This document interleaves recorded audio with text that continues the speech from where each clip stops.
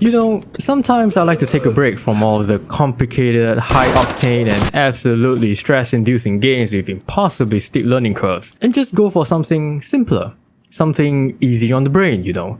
A game which focuses not on getting good, but on delivering an immersive storytelling experience. I mean, with these games, at least I don't have to concern myself over losing hours and hours of progress just because some hobo with a shotgun one-taps my head from like kilometers away. Give me back my baby! Submerged, an open-world, combat-free exploration game set in a dystopian future. You take on the role of Miku, a young girl who drifts into a partially sunken city together with her younger brother, Taku, who's clearly in a bad shape, what with that massive gash across his abdomen, Jesus. Using a motorized boat, embark on a mission to traverse this new unfamiliar territory and scale the walls of what seems to be the remains of the tallest buildings of a once glorious city to find supplies to save your brother. During the course of which, you slowly but surely uncover and reveal the reason behind the siblings' arrival, as well as the secrets behind this mysterious city. Sounds like a cool concept, right? Like the game has a memorable experience to offer us players, right? Wrong! Submerged is one of those games that possessed so much potential, but then the execution left much more to be desired. Before we talk about why that is though, let's get a few things out of the way first. This is an indie game, so while I may negatively criticize some parts of it, these are aspects where I personally feel that I could give a free pass and say, you know what, that wasn't very good. But the overall game itself is great, so I don't even care. Sometimes the developers just don't have the budget or resources to manage that kind of thing, as long as it doesn't hit the levels of terrible, of course. So without further ado, let's jump straight into the first thing on the free pass list, the graphics and visuals. It's not the worst, but it's not that good either, even for 2015's indie standards. I'm usually not a stickler for graphics at all, as it doesn't make me want to gouge my eyes out, but there's just something off with the game's overall visual look. For a while, I honestly couldn't pinpoint what it was. It's not about the muddy textures, by the way, I can look past that. But after reviewing my recorded footage, I think it's the fact that objects don't coexist well with the environment. Vegetation looks like they're haphazardly spawned into the ground with no shadows, textures clipping into another texture, objects drifting out on the clay like ocean visibly clipped through, and the texture for algae growing on said clay water makes it look like Kermit pooped all over the ocean. I may sound like I'm overly nitpicking, yes, but then you get shots like this. If this doesn't scream inconsistency in your head, I don't know what does. It really goes to show what lighting can do even for a game that is graphically unimpressive. And the developers know this because they added a friggin' postcard feature? What it does is that it lets you rotate and position the camera to set up that perfect Instagram-worthy shot and save it as a postcard, with the Submerged logo proudly in the corner. You don't spend a little extra time implementing a feature like this unless you went in developing the game with the intention of it being visually appealing. If that's the case, then what the heck is this? Animation. It's very amateurish. If you just shut off your mind and don't think about it, it looks fine. But the problem is that when it's a combat-free exploration game and your environment looks like this, don't worry, we'll get into that eventually. My attention is gonna be on the thing that's moving more than half the time. Miku is noticeably stiff, and she climbs ladders and pipes like the Lego monster straight out of Resident Evil. The best way I can describe this is that she feels like a weightless robot. This isn't as obvious when she's transitioning between ledges during climbing sequences, but damn do the running and cutscenes make it apparent. Music is actually pretty decent at first, but does fall off a bit later. In my opinion, it relies just a bit too heavily on the piano and string instruments for all of its tracks, so variation is not exactly the most prominent thing here. It works great as background music for the game, but it's just that, and not something I would listen to on a consistent basis while commuting or something. Funnily enough, I actually had to turn down the music a little in the settings, as it's pretty loud by default, which is surprising even for myself to complain about, because most of the time I feel that the music isn't loud enough in my games. I guess the developers were kinda counting on the soundtrack quite a bit, huh? Sound design. Yeah, not the best. Footsteps sound the same regardless if you're treading on grass or concrete, even when it's raining. At one point, I got freaked out because I thought there was a friggin' bus in this sunken city.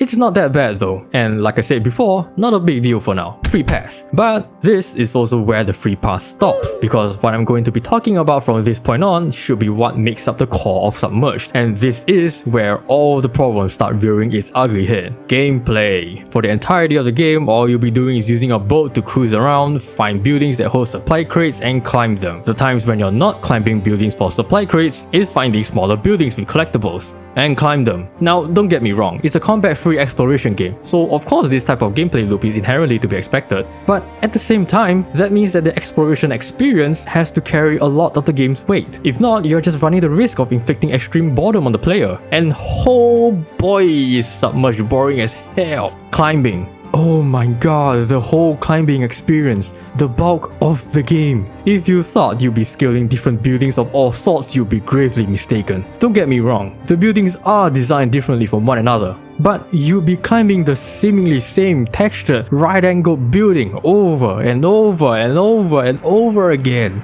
The windows, there's so many. They all look the same. They haunt me in my dreams. What's worse is that half of the buildings you see on the map, they're just props. So the ones that actually have some kind of curvature that isn't a rectangle with different looking windows aren't even climbable. In an exploration game! Absolutely nothing happens while you're scaling buildings. You can't fall off while climbing either, so there's absolutely no risk of death. The most you get are these guys who constantly stalk your ass like some creep who will appear in a How to Catch a Predator episode. Oops. And then scurry off when you get near them. Even then, they don't do anything significant at all. Until the ending, you don't find any signs of them surviving in this sunken city as you're exploring, and they don't leave their mark anywhere. As such, it makes it really hard for me to care about these guys, who clearly play an integral role in the story, or to the sunken city at least. Balaxitane, while exploring the world, you can pick up books that tell you more about the lore and story of the sunken city. Oh, ho ho ho, the story. Yes, let's talk about that, shall we? Submerged tells 3 separate stories that reveal itself along the way. The story of how Miku and Taku drifted here in the first place, the story of how Miku is going to save her brother, i.e. the one you're currently playing, and lastly, the story of the sunken city itself. The game does this by conveying it all to you purely through pictograms. There is almost no dialogue and voice acting, except for the one-liner after each supply crate you find. From this point on, there's obviously going to be spoilers on the story, so if you're intending on playing this game for yourself, skip to this timestamp here. I'll wait a few seconds. Still here? Cool. Now, let's first start with the story of how Miku and Taku first drifted to this city. These are revealed to you in batches of 4 for each supply crate you find. As mentioned before, these are all in pictograms with some form of cryptic language in each of them, but let's ignore that for now. The first thing you'll probably notice is that the pictograms leaves almost nothing to the imagination at all. It tells you exactly what's in the drawn picture. So there's likely 2 kinds of reception towards this particular method of storytelling. Either you A. find that the explicitness and simplicity of the drawn images appeal to you, or B. you find it kinda lackluster? You can probably guess that I'm in the B category. I've always had the impression that if you were gonna convey the story in this manner, it should be kind of ambiguous and leave more room up for interpretation. It's kinda hard to get invested in what looks like some throwaway summary that wouldn't really matter if I knew about it or not, which was clearly not what the developers intended, since it is revealed to you piece by piece after finding each crate to feel like a major plot point. But that's just one of the stories. What about the story behind the sunken city? That one's gonna be cool, right? Well, let's take a look. There's much more ambiguity here, so we can probably use the cryptic language to fully unravel the mystery. True, but before we get into that, and trust me on this, let's get into the last story first, the one which we're currently playing, where Miku is on a quest to save her brother. You already know how boring the whole climbing and finding supply crate experience is, so I'm not gonna repeat that part again. However, as Taku gets better with all the supplies Miku finds, she herself visibly deteriorates as patches of the green algae we've come to be so familiar with starts growing all around her body. Her actions become weaker and she starts having coughs to signify her worsening condition with time, which is worrying, but awesome. The algae is obviously parasitic, so is it going to kill her before she manages to save Taku? Will Taku wake up only to find her sister completely unrecognizable, fully transformed into one of those beings? Nope! Miku gets saved by her stalkers through the power of magic.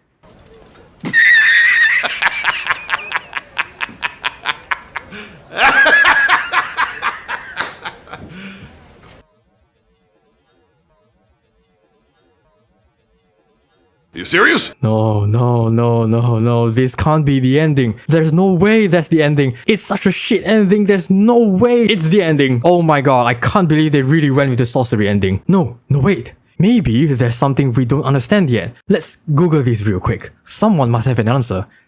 Nice. Okay. Oh, a response from a developer. We're definitely gonna get something out of this. We did discuss many different ways to end the story. As with most of the narrative elements in Submerged, we aimed for ambiguity over discreet explanation of what's happened. As some have noted above, deciphering the glyphs can add more detail to the backstory and hint at what has happened. Oh, the cryptic language. Someone must have done that too, cause it sure as hell ain't gonna be me. Oh sweet, someone did do it. Does it tell us anything? Any revelations? Anything new about the lore? Nothing! The glyphs decipher into words that tell us what the pictogram itself already does. The only thing that sheds a light on anything is this one here. It deciphers to the word copy. So now we know that instead of magically spawning from the depths of hell, they were all created by the green mass to mimic the life that existed before it. Since they were products of the green mass, I guess it makes sense they could absorb the algae out of Miku? I guess? But why magic though? You know what? No, this doesn't get a free pass because at no point throughout the game was there any hint of magic and sorcery at all. So what does he mean by deciphering the glyphs to hint at the truth behind the ending? Of all the many different ways to end the story, you chose this? I've included the deciphered pictograms in the description done by some mad lad. So if you're interested in trying to figure something out and prove me wrong, feel free. Someone prove me wrong of all this. Hell, I wanna be proven wrong. There's also this whole entire other half of the pictograms which I didn't show because it just depicts the story of how Miku tries to save Taku, the one you actually play out in the game. Just even if we completely ignore the fact that it's 100% repeating what you're already going through by playing the game, this is also part of the pictogram gimmick revealed to you in force after finding each supply crate. So you're being told back the exact same story when playing the said story, but in pictograms. Just why? Why? To add to the redundancy, the game could honestly do without half of the entire collection of pictograms. They don't add any value to the game's story or lore, so what's the point of having them in there? If we take out all of these pointless ones, the game would probably end in half the intended game time. Worse still, the pictograms for this city's story are individual collectibles. Some of it are on the same building as the supply crates, so that's easy to find, but the ones scattered around the map on the same ass looking random buildings. Oh, ain't nobody got time for that. Perhaps the nail in the coffin for all of this is that the game took me barely 3 hours long, and that's with me finding every collectible on supply crate buildings, plus actively making a detour if I happen to spot one along the way. They had so many interesting ideas and concepts, but just never fully realized them into what it could have been. They even went the extra mile to come up with this whole unique language system. Yeah, I said system because the fact that Miku can articulate sentences at all means that there is some form of language structure. It clearly took a lot of effort, so why didn't they make more use of it? It was by no means a terrible game, and I certainly don't hate it. The overall game itself is inoffensive, but then there just wasn't anything memorable. Well, it is an indie game, so it could have been developed by like a solo developer as a passion project, or a small newly formed indie studio with fresh faces developing their first game. In that case, what they have is still cool. Speaking of which, who are the developers who made this? I am curious. Let's see. Uppercut Games, was made by a team of former bio... I don't want to judge, but really? This honestly came as a surprise for me. It's not easy to develop a game, but surely they could have polished Submerged into a more meaty product. Was it rushed out of the gate or something? How much did I pay for this anyway? I bought this quite some time ago on Steam, so I don't remember... $20? $20 for a 3-hour climbing simulator? What? Hell no! These ain't anywhere near 20 bucks worth. I know for sure I got mine at least 75% off. Thank God for that. So that's $5. Not too bad, I guess. Whatever, regardless, my point about Submerged having all of that potential still stands. The team definitely had something going for them. I'll still like to see what they can come up with in the future. Oh wait, hold on. There is a sequel, Submerged Hidden Depths, and it's exclusive to Stadia. Nope, nah, I'm not even gonna go anywhere near that topic. In conclusion, this game gets an overpriced out of Submerged potential. Don't buy it. Even on a massive sale, only buy it if you really want a game to just shut your brain off. Otherwise, give it a pass. You're not missing out on anything. As always, more content coming your way, so stay tuned and stay safe. I'll see you all in the next one.